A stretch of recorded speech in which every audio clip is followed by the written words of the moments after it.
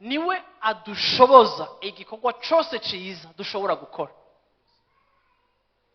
Iki kintu ndakirangirije ko ngo mugitahure, Imana niyo idushoboza igikorwa cose ciza.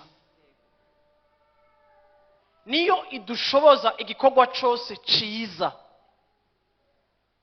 Nta muntu yo kwishoboza kuko twebwe mu kamere kacu ntituri beza. Bivaye n'ivyadushikiye ntituri beza. Bivaye n'ivyo twahuye navyo hariho ama aspect y'ubuzima bwacu atari meza. Ariko iyo hageze gukora iciza, nuhora adushoboza gukora iciza cose.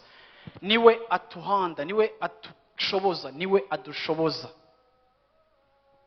Ndangiza rero ndakubwiye ngo umwemerere agushoboze igikorwa cose ciza nkuko yaguhamagaye. Yesu ashimwe cyane.